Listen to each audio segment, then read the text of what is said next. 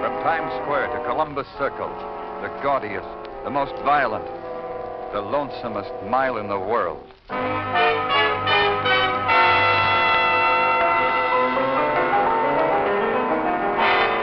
Broadway's My Beat, with Larry Thor as Detective Danny Clover.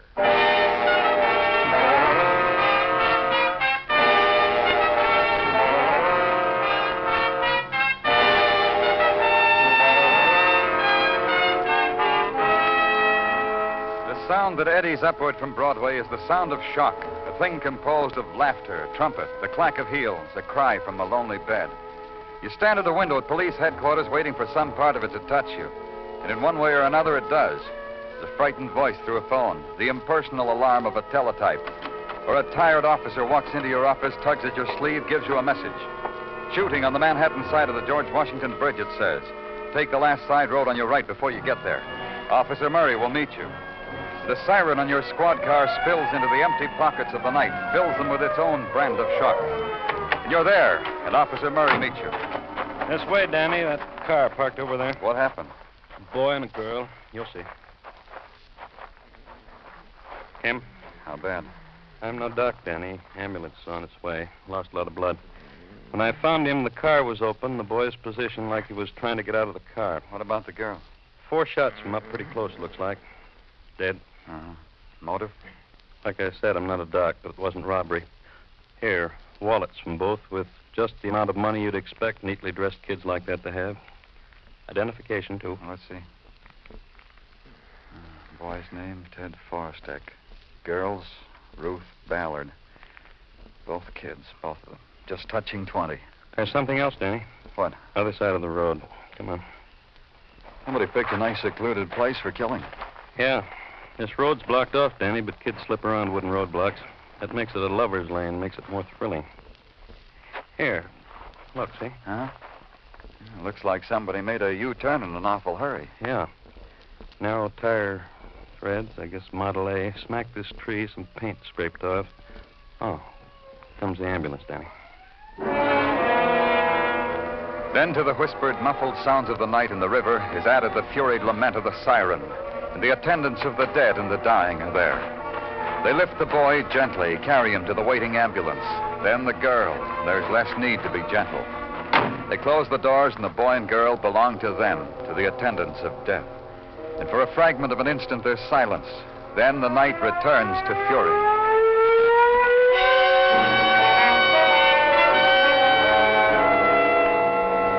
At headquarters, you make your initial report. You leave orders to trace a car that left tire marks and paint scrapings across the road from the scene of death.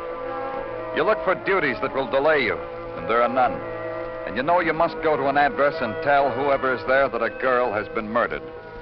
A man is there, a man who's been watching the fights on television, drinking a glass of beer. Just a moment, Mr. Clover. I'll turn the sound down. There. Now we can still see the picture. We won't be interrupted. You enjoy the fights, Mr. Clover? Ruth Ballard, is she? Ruth? Ruth is my daughter, Mr. Clover. Is that why you're here, because of Ruth? Ruth's mother, Mr. Ballard. Maybe she should be here, too. Ruth's mother's dead. She died 3 years ago. What about Ruth, Mr. Clover? Something wrong? She been in an accident? Please, Mr. Clover, don't just stand there. What is it? Why are you here? Mr. Ballard, it's... Something's happened to Ruth, hasn't it? Tell me. I have a right to know. Ruth is dead, Mr. Ballard. No. I know of no other way to say it, Mr. Ballard. There's... No. It's all right, Mr. Clover. It's all right. You have to do things I understand. How? Ruth, how? We found her in a car, shot, murdered, Mr. Ballard. In Ted's car? Ted Forstek? Yes. The boy? He was shot, too, but he's alive. Unconscious, but alive. I'm glad for Ted. He's a good boy. You knew him, Mr. Ballard? Only when it came to take Ruth out. We'd talk a little about the fights. I'd offer him a beer. And then Ruth would be all dressed. They'd go out. I'd wait up for Ruth. Because I don't get much chance to talk to her. I work all day, so I wait up for her. I was doing that tonight. Her other friends, Mr. Ballard, who were they? I I don't know. I know very little of how Ruth lived when I was away from her. It's hard, Mr. Clover, to be a father, to take care of a girl properly, to buy her clothes, food, make it so she could hold her head up among her friends. I didn't do so good, did I, Mr. Clover? No good. Mr. Ballard, You know something, Mr. Clover? Ruth wasn't really my daughter. She was a stepdaughter. I adopted her because I loved her mother. Then I loved Ruth like she was my own flesh and blood. Now it's my fault. I should have taken her away where a child can live decently. It's all my fault. Mr. Ballard, if I can help No. in some way... No. Thank you. Just go away, Mr. Clover. Just go away. You leave quietly because the words are never there to touch a bowed-down heart. It's almost midnight, but you've another call to make. The address is on Amsterdam Avenue. The address in the wounded boy's wallet. The front of it is a store, stationery, candy and cigarettes, the peeling gilt says. Walk in and face the lady and the man who are about ready to close for the night. Phone is right over there in back of candy counter. Perhaps the mister wants to buy something, Anna. Perhaps he doesn't. This time of night? You know, Mikhail, this time of night is always to use phone. No, I'm... See, to buy something, Anna. I'm from the police. Yesterday we had sent money for license to sell cigarettes. Check. Check is good one. Please, Anna, the mister said nothing of the check. Police? Danny Clover. You're Mr. and Mrs. Forstek? So? Maybe... What do you want of us? Your son, Ted. Ted and police. Finally. He has hit a man, robbed a man, Anna. He's been shot. robbed a man and was shot. No, not like that. Ted, bad? Hurt bad? Pretty bad, Mr. Forstek. And it hurts, Ted? He's unconscious. He's in the hospital, St. Agnes. He's being taken care of. What happened to Ted? We don't know exactly. He was parked in a car with a girl, with Ruth Ballard. She was shot to death. We don't know exactly what happened. Maybe you can help. A boy of mine. His friends hoodlums from gutter. This is help I give you. What about his friends? He belongs to a club, as a young man should, for social, for contacts. The Adonis Club, it is called. Our baby, living his life with bombs. All right. And the girl, Ruth Ballard. He mentioned her name, I think, but it was not frequent name. I'm sorry for her. Oh, good evening. Customer. Not customer, Evelyn. Oh, then I invite him, too. Where's Ted? He is- I brought a cake from the party. A whole cake with white frosting. Nobody touched a drop. Where's A Ted? neighbor of this woman, Mr. Evelyn Sherman. She shows puppets to parties. Sometimes she brings something to us from party. I'm from the police, Miss Sherman. What's the matter with Ted? He's been shot. Liar. Show me you're from the police. Evelyn, the man... Show me. All right.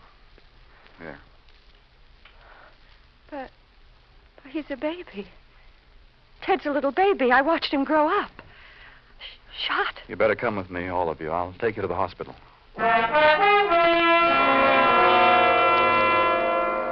At the hospital, a nun told us softly that we couldn't see the boy. He was still unconscious. Dr. Sinsky was with him, had left orders no one was to be permitted to disturb him, not even a Mr. Clover. We'd have to wait until Dr. Sinsky said it was all right. So we waited. Then a nun walked through the dark corridor and ushered the shadows of night away, and it was daylight. The city yawned and began its day-long scream, and we waited. Then a voice whispered to me that there was a phone call for Lieutenant Clover in the office. This way. Thank you, sister. Danny Clover speaking. Danny, this is Sergeant Gino Tartaglia. How's the boy? He's not out of it yet. What do you want, Tartaglia? We traced the car, Danny. That car that left its fingerprints at the scene of the crime. We tracked it down, Danny. Where is it? It is a delivery truck in the alley back of Kilbert's Cleaning and Dyeing Establishment, 1845 West 125th Street. Registered to George Calvert. On the ball, huh, Danny? Yeah, you can paste a gold star in your notebook, little Gino.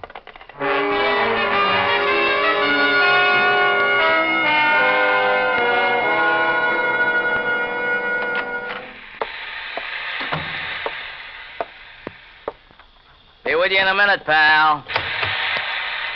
Oh, these pleated skirts. They take the life out of a man. These pleated skirts make you old before your time. You're Calvert? George Calvert? Yeah, I told you I'd be with you in a minute, pal. There. This doll will love me for the way I press her skirt. You're big with the ladies, huh, George?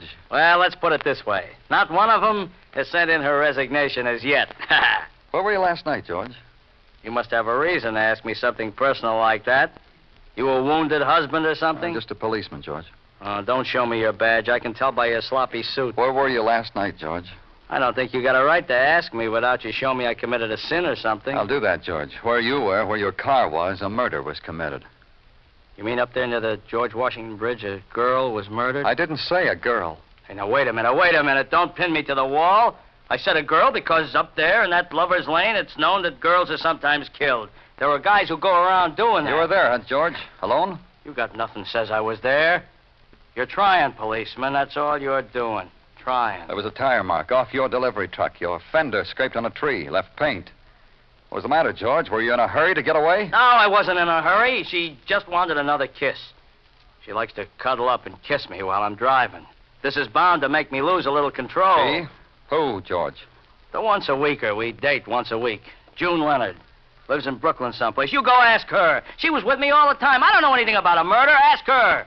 And fix her so she don't lie. June Leonard, huh? We'll ask her. While you were up there, George, with June Leonard, did you hear shots, a series of shots? We heard nothing at all, except each other. That's how it is when you're in love. You should know, George. Let's go. Go? Go where? What are you talking about? Booking you for suspicion of murder. Are you crazy? You're crazy, you stinking rotten cop! You walk into my place of business and take me away from murder! He was scared and protesting when I took him with me. At headquarters, I had a thing to do. I called the hospital and told Dr. Sinsky I was on my way down. And Dr. Sinsky said room 302. He'd wait for me by the elevator door. It took 10 minutes to get there. And Dr. Sinsky was waiting. Danny. Dr. Sinsky, how's the boy? Danny, why is it that our conversation must always open on sorrow? Can I see him? This way, Danny.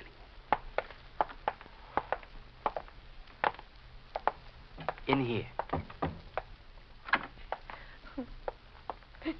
You know these people, Danny. Mr. and Mrs. Forstek, Miss Sherman. Yeah, I do. Doctor, it seemed like my son, his lips were moving just as you left the room. Yes?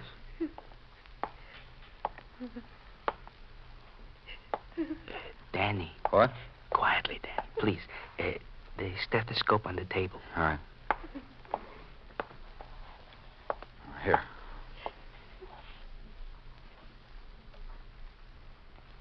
My son. My son. My son. My son. He's dead, Danny.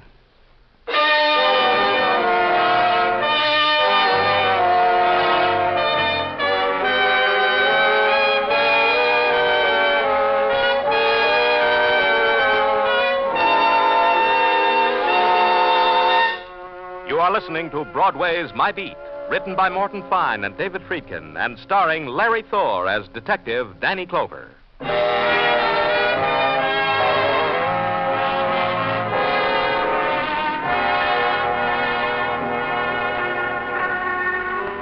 In the late summer afternoon, Broadway stands on a corner, sips its penny plain, and sums up the day. Some days are better than others. Some days you break even. The horse don't come in, but you don't get fired that day either. You get a play and you don't get hurt. But take today now. Here's a day. DiMaggio miracled with bases loaded. The Rainmakers worked up a due.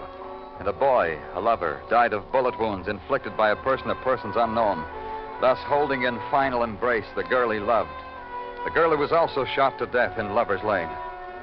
Here's maybe a tragic day, but here is a day. Or as Sergeant Gino Tartaglia presented it to me. Danny, I give you the end of a perfect day. When you come to the end of a perfect Tartaglia, day... you're singing again. Oh, Danny. Danny, you are like my wife, like Mrs. Tartaglia. You deny me and yourself the pleasures of life. Oh? Yeah. At home, every time I start singing, Mrs. Tartaglia turns on the Hoover. She says it's to vacuum clean the Tartaglia rug. But all the time, I think it's because she's jealous of my vocal cords. Well, Danny, what progress have we made? No, you tell me, remember? Oh, yeah. Item. The boy, Ted Forstek, like a million other kids in our city. Too tough, too smart, from a poor family, consorted with others of his type in a club called the Adonis Club. I know. The girl, Ruth? Nah, no connection with the Adonis Club. No close connection with anybody except her stepfather and the boy, from what we can find out. Nobody wanted her dead, from what we can find out. Anything else? Yeah. We have picked up June Leonard, that dry cleaning man's girlfriend. Why didn't you tell me? Where is she? We're right outside, Danny. Should I bring her in?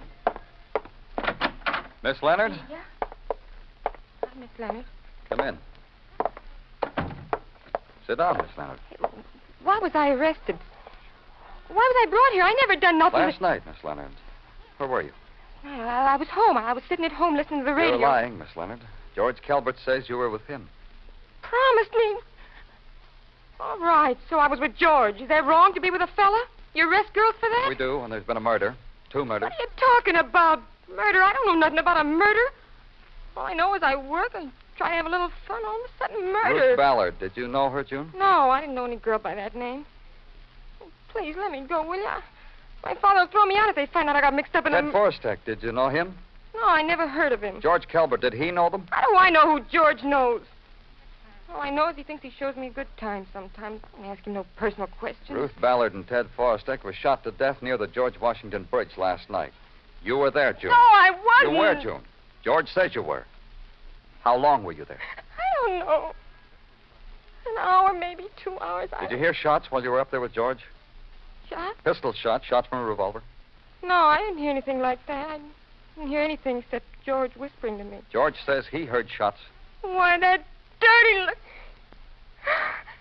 All right, I heard him. I heard a lot of shots. I got scared. I made George drive us away from there real fast because I was scared. George was with you all the time? Leave me alone, can't you? Please leave me alone. I want my father. Tartaglia. Yeah, Danny. Yeah. Come with me, Miss Leonard. Come along.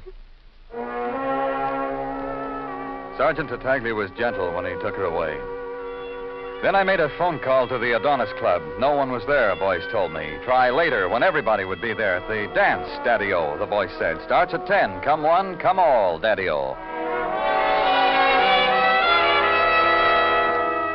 Daddy-O got there at 10:30 to the basement clubhouse on 3rd Avenue. Got pointed out the chief Adonis, a youth who leaned against the barn, was having fun looking at the dancers through a beer bottle held by like a telescope. I ruined it for him. You're in the way, Buster. I want to talk to you. Huh? All right. What's your big need, Buster? I'm from the police. Oh? Well, make me think so. You're hiding your buzzer under the lapel? Let me look, huh? See? Huh. I'm Dolly Nersio, you? Danny Clover. All right. We got no back room here, if that's what. About Ted Forstek. He was a member here. A cub, an apprentice. We were breaking him in. You celebrating his memory with this dance? No. Life goes on, the book says. The dance was scheduled before Ted's dying was. Poor Ted. Who killed him, Dolly? Who killed him, Mr. Clover? Look, Dolly. What do you want me to say, Mr. Clover? I don't know who killed him. I knew Forstek. Sure played cards with him, hoisted a glass with him, exchanged phone numbers with him. That's the thick and thin I went through with him. So now I'll never talk to him, so. Nothing else, huh? He was a fortunate boy, Mr. Clover. He's dead, but when he wasn't that way, he was fortunate. So let's not pop a tear. Fortunate? Girls. He was a boy girls were happy with. And? Happy girls are generous girls. One of them was real happy. One of them was real generous. Give him nice things. Shirts to wear, wallet stripped from alligators, money stripped from who knows where, expensive watches to make his wrist look pretty. What girl did that? He never said. That's a number we never exchanged. But real expensive stuff, Mr. Clover. You'd never believe it. Not an idea. Who? If I did, I'd take over. None of our girls could afford that stuff. Hey, go look at that loot, Mr. Clover. It's still around, I guess. You'll see what I mean.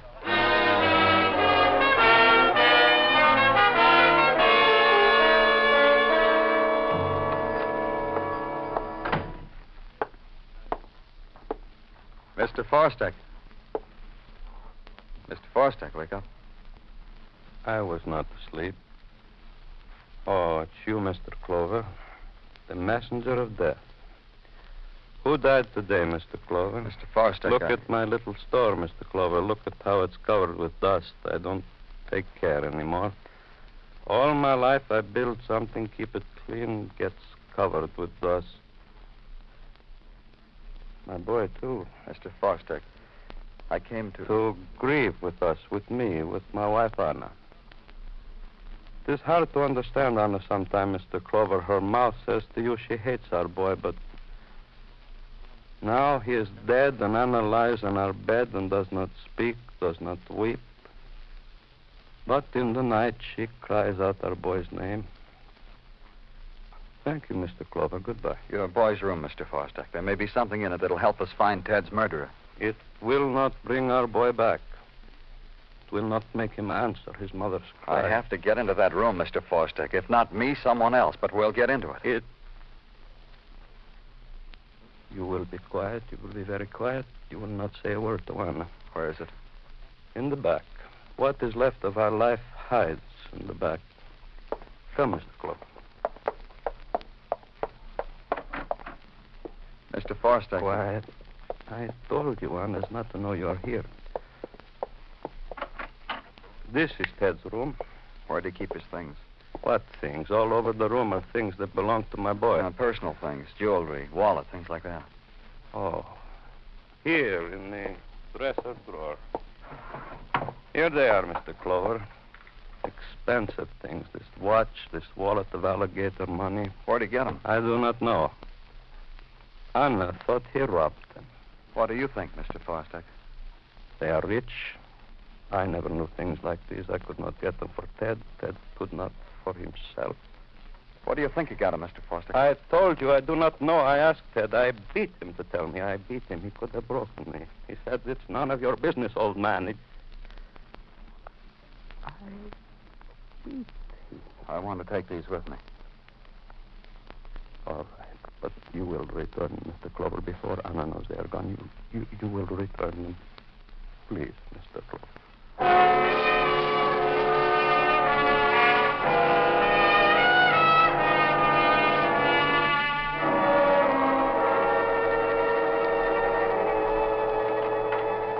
Danny, can I see you for a minute? Sure, Dr. Sinsky, anytime. Sit down. Thank you. Oh, what's on your mind, Doctor? Nothing, except I dropped in here to conform with standard operating procedure, autopsy report. You in the mood to listen? I think you should. All right. Go ahead. Ruth Ballard shot 4 times. Supplementary report from ballistics showed the bullets from the same gun that killed the boy. 4 times, Danny. Any one of the shots would have killed her instantaneously. Well, what else about the girl? Nothing else. I think she was killed only because someone wanted her dead. What? Someone wanted her dead, Doctor. I know, 4 shots. A person in animal fury would have done that. From what I can tell, I'd say she was sitting in the car. A person came up to her, shot her 4 times. Nothing more than that. Uh-huh. Do you know who did that, Danny? Yeah, a person who was jealous of her. A person who loved Ted Forstek. A person who gave Ted expensive presents. Do you know who? Don't make me repeat myself, Doctor. Then who? Stick around. I'll show the person to you.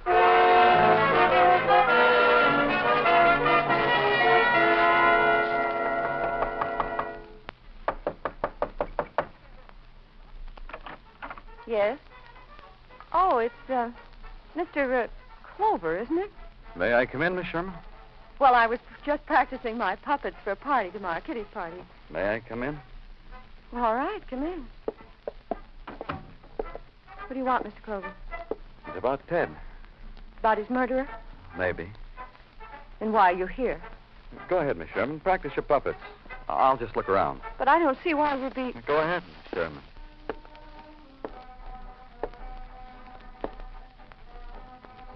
Hey, Sherman. Wait a minute. What is it? This photograph of Ted. He gave it to me. This ribbon from a track meet tucked in the frame. He won it. He gave it to me. Why should he give them to you? I asked him something he liked, and he gave them to me. Huh? These, too? Put them down. Man's gloves. Ted's? Put them down. All right. Ted's gloves, huh? If you're through, you can get out. Not yet. I want to show you some things. You've got nothing to show me. Get out. A wallet. A wristwatch. You gave them to Ted. Look at them, Evelyn. Give them to me. You've got no right to touch Presents them. to Ted from you, Evelyn. Give them to me. Because you loved the boy. Really loved him like a woman loves a man. All right. Yes, I loved him because he was someone a woman could love. And be jealous of. Yes, yes. The he didn't love you? You're lying. He didn't. That's why he was with Ruth. Ruth was nothing to him. He always came back to me. For the rich presents. He didn't love you. You lie. You're a liar. So you killed the girl, shot her 4 times in your fury. And Ted, why did you shoot him? Because he tried to stop you? Because you knew he didn't love you? He didn't love you. He didn't, Evelyn. I didn't mean it. I didn't mean to kill Ted. He got in the way. I didn't mean it.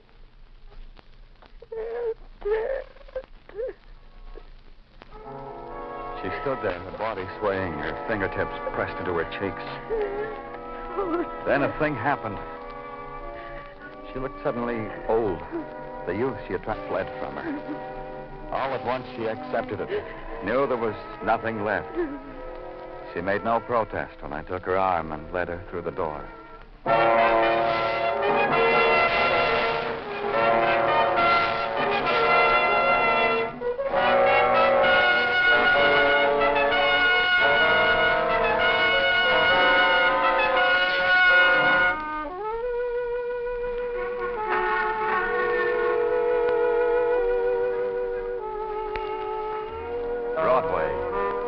Where the people of the swarm race against the fugitive night. Each in his own way, make time stand still. That's the trick. But dawn comes and the gutters are choked with the wasted minutes, the infinite man-hours of loneliness. It's Broadway, the gaudiest, the most violent, the lonesomest mile in the world. Broadway, my beat.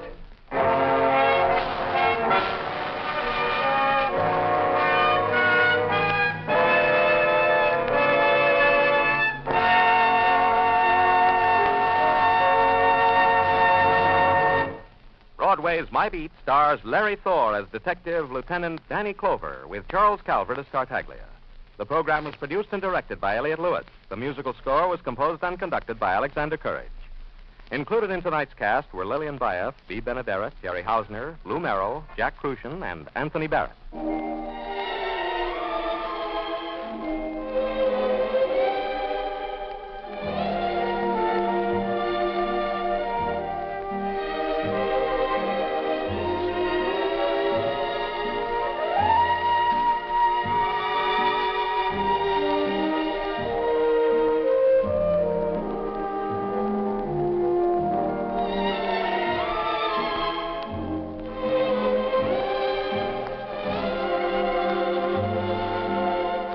This is the United States Armed Forces Radio and Television Service.